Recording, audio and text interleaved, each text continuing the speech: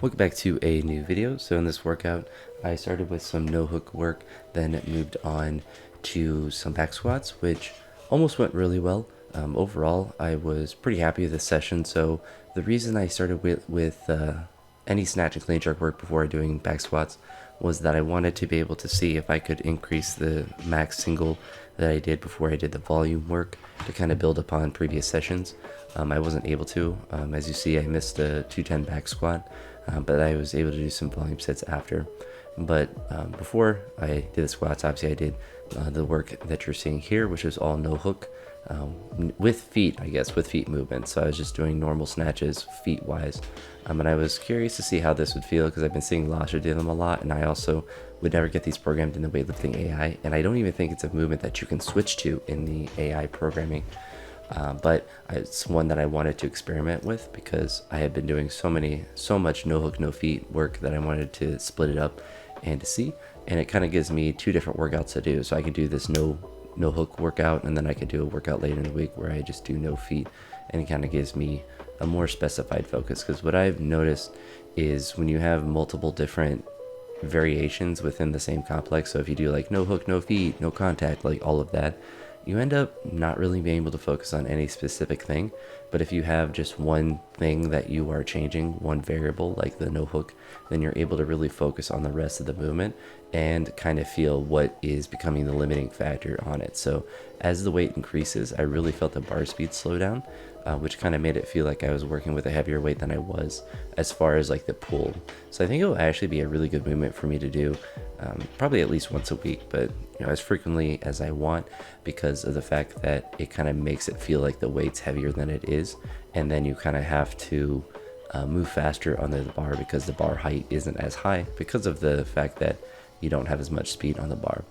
I missed this 105 here. It was pretty close, but I think that the bar speed kind of got the best of me, and it was a little bit in front, but I definitely had to get as low as I could to catch it, much like a maximal snatch.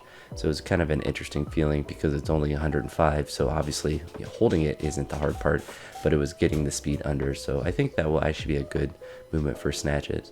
I don't know as much for the clean. Usually when I do stuff like no hook cleans or whatever in my own programming, it's just because I've done it with a snatch and I just do the same thing. And I think the one benefit is that it's a limiting thing, so I'm not going to be able to do like a 160 clean with a no hook because that would be extremely difficult grip wise, and also much like the snatch, the bar speed slows down a lot, so you can kind of simulate working with a heavier weight. Like that 130 definitely felt the pull feels heavier. It's an oxymoronic feeling because like the pull feels heavier and you have to pull under and move a lot faster under, but then standing up doesn't feel as difficult. So it's kind of a weird way to describe it, but it's a kind of an oxymoronic thing. But the 140 here, as you saw, the clean was pretty maximal, and the jerk was also pretty maximal. I think this is one of my last few workouts where I have the Addy powers on, because I did go back to the Ramaleos, and I have noticed that my jerks have looked a little bit better with the with the Ramaleos on.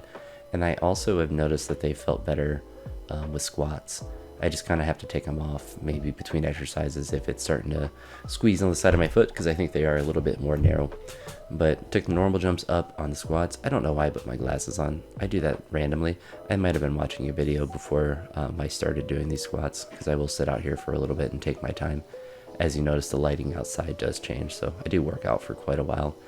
But the 200 felt pretty routine, and I felt pretty confident to go up to this 210, and I honestly think that if I would have just committed to it, I would have been pretty close. But it's one of those things where it's not really worth trying to go to RP 12 to hit a 1 rep max on a squat in the middle of a workout, especially because I knew I wanted to do volume on the rest of it. One component of the volume of the back squats that I do, so I've worked up on these singles and done drop down sets multiple times now. But when I do the drop down sets, I don't have a belt on, and that's intentional because I just want to get volume in, and I just want to build that kind of just working capacity that I have as well without a belt. In this one, I wanted to do some sets with 161.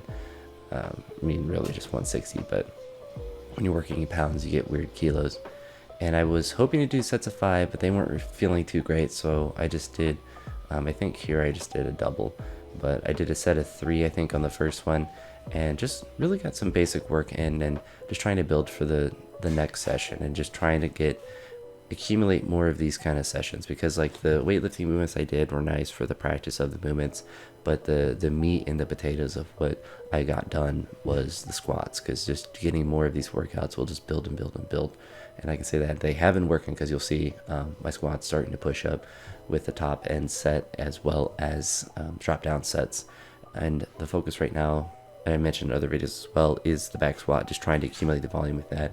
But I also want to start adding in more front squat sessions as well. Not so much to accumulate a lot of reps and volume, but just to kind of build that tolerance and to make sure that if I'm going to front squat, 170 plus, that it feels comfortable in that front rack position, because that will correlate really well to cleans and make the cleans feel as easy as they should be. But anywho, that's it for this one. A productive session, and one that I'll probably go back to multiple times, at least for the weightlifting components. Who knows if I'll add the squats at the end of a workout like this, but a very productive one, I would say. But anywho, that's it for this workout. I'll talk to you on the next one, and have a great day. Peace.